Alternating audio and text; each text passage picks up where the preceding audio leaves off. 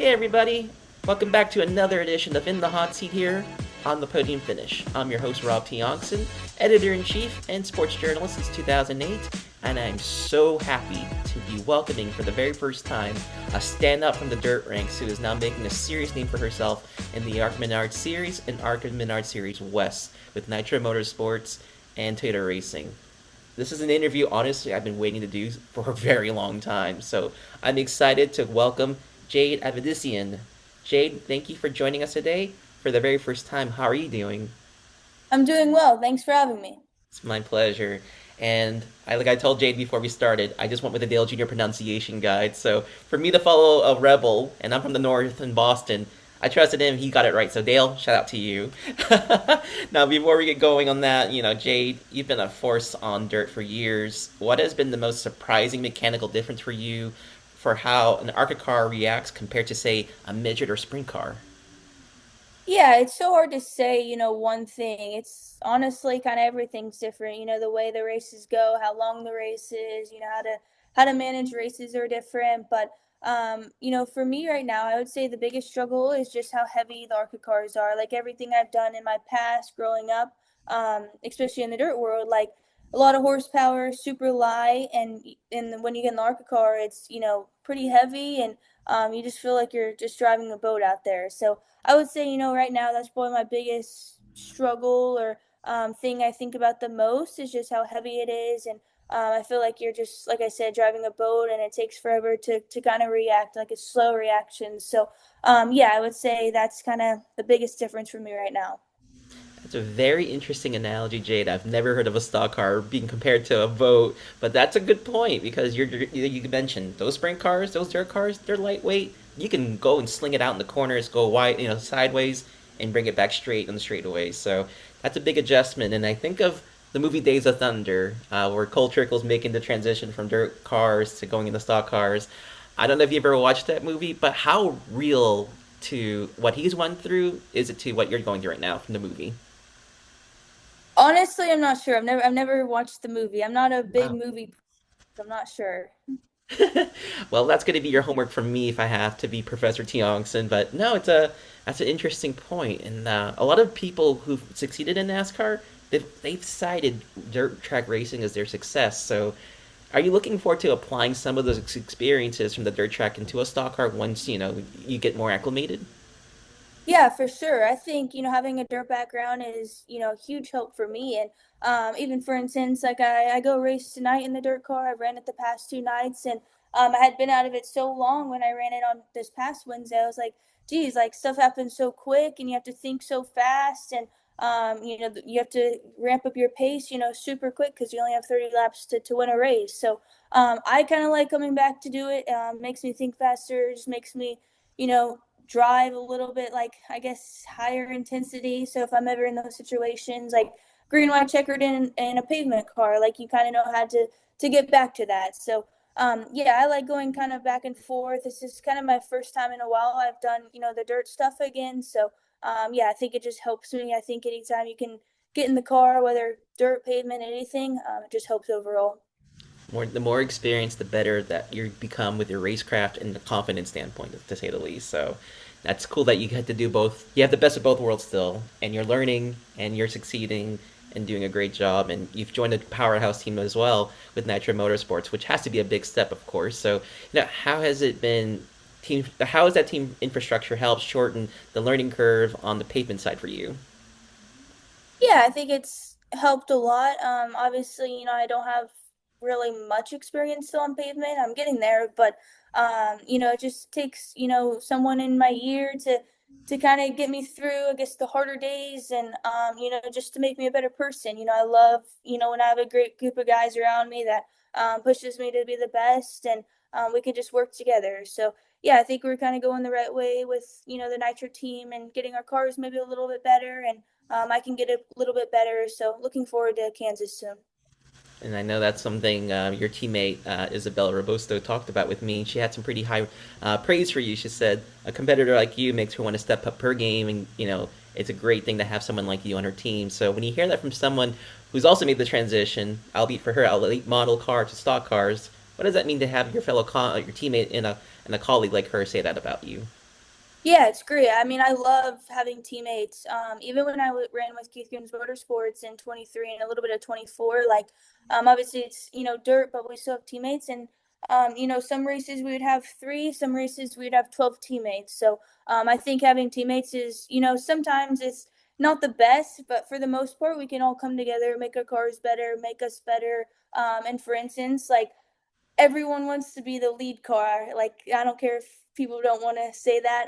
Everyone deep down wants to be that. So it pushes, myself. It pushes everyone on the team, and ultimately we just come or be a better group altogether. It's a delicate balance, but that's why you're professionals, and that's why I'm the journalist trying to see and learn from you guys and girls out there. So it's really cool that you have, that great support system over at Nitro Motorsports, and another partner that's been on your side for sure has been Toyota Racing. So how does it feel to have their support as you navigate through this transition from dirt to pavement? And what's been the most valuable advice you've received from the Toyota folks so far?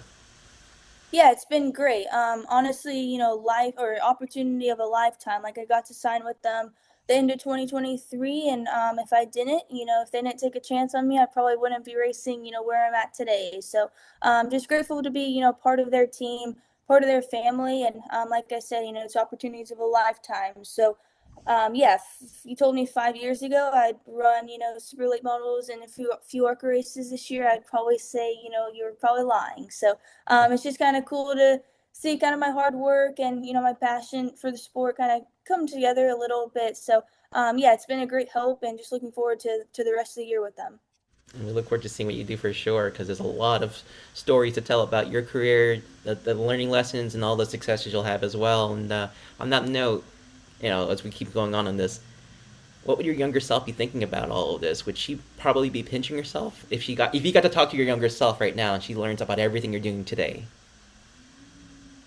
Yeah, I would say so. Like, yeah, like I said, I probably would never imagine. I've always dreamed of, going to the pavement world and racing stock cars, but I just never thought, it'd be kind of a reality for me. So, yeah, I was just kind of content, I guess you could say, when I raced dirt, and thought that was what I kind of wanted to do. And then I was also young, so I didn't really know what I was going to do and all that. So, yeah, it's all about timing. I think kind of anything in life, it's all about timing. So, yeah, I would never say I would be here even if you asked me, probably like 2 years ago, 3 years ago.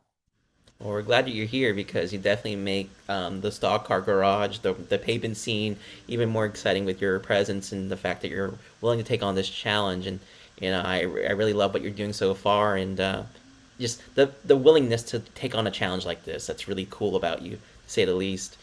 What's been the biggest lesson you've had to learn about aero or dirty air now that you're racing in these bigger cars that you call these boats of stock cars? And um, who's been like the one person so far who's been a constant on your side that says, okay, let me pull you aside, we can talk about what's going on.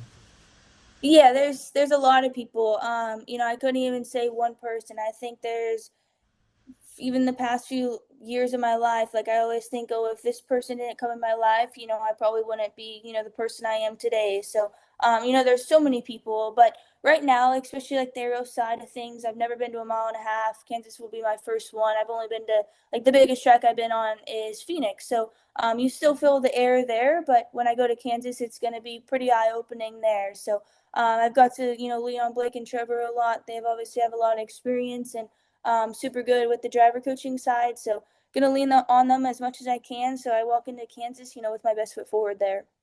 And I know you will. And I know Kansas is one of those tracks is going to definitely teach you a lot so that, the further you do this and progress, it's going to be a great stepping stone to go and just excel in those opportunities. So I know you definitely will do that. And the one thing, Jade, about you that I've observed over the years is that I've always noted that you are a promising driver. Not a female driver, a promising driver, period. How do you approach the expectations of being such a high profile prospect while just basically trying to be someone growing up in life? Yeah, I don't know. I don't even know if I have an answer. I feel like, my upbringing was, a lot of the person I am today. Like, honestly, I just walk into the weekend, and the only thing I care about is, winning the race, and just executing, the best of my abilities. And, you're not going to win as much as, I want to say, oh, I'm going to win 20 races this year. It's just not the case. Everyone's too good. The cars are too close. So, I think for now, like just executing, the positions I am, and if I have a fourth place car, try to run third with it that day. So just kind of had to change my mindset probably a little bit on that, but at the end of the day, I only care about winning, and I just want to be, that person. I love it. You are a competitor through and through, and anything short of a win, you're just like, I want to be back in my car next week. I've just, or the next day, even in the sprint car, and you're like, I've just got to get that win, and that's that addiction to have. I hope it never goes away from you, Jade. So just keep that fire burning because it's really cool to see that through your eyes and just us talking for the first time. And on a related note, you look at the ARCA schedule, particularly the National and the West Series schedule. Is there a particular track that you're looking forward to that you've circled in your calendar and you're saying, you know what? I know I may not know a lot about these cars, but I can't wait to even be here.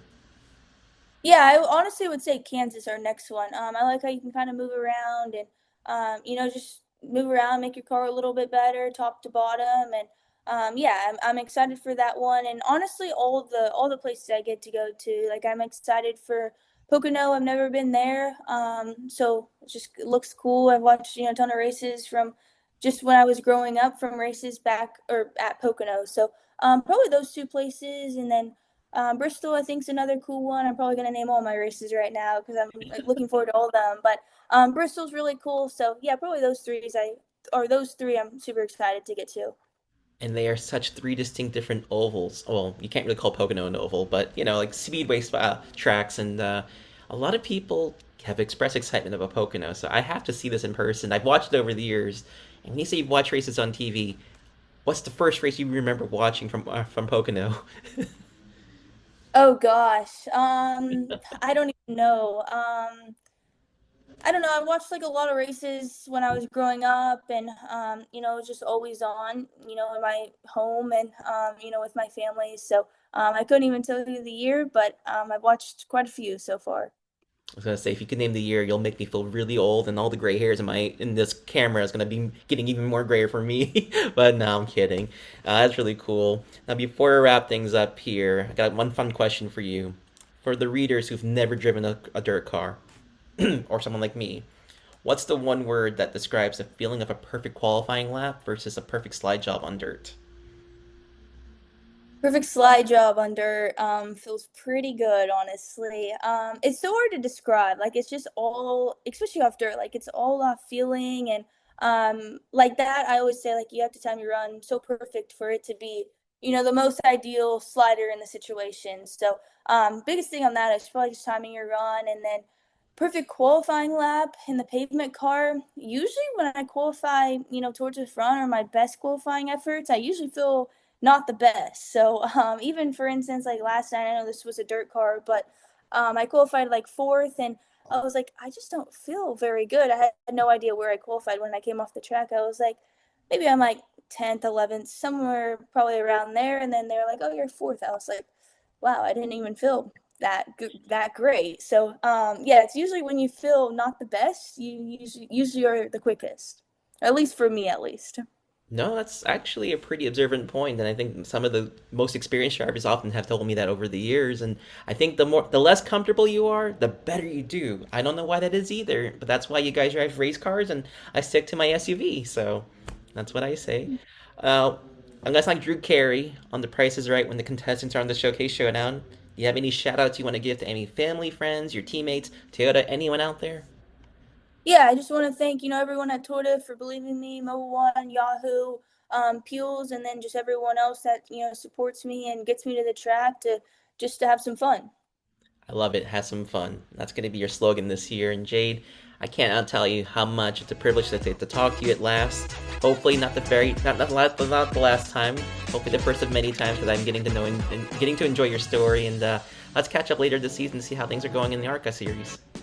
Yes, thank you. Thanks for having me on.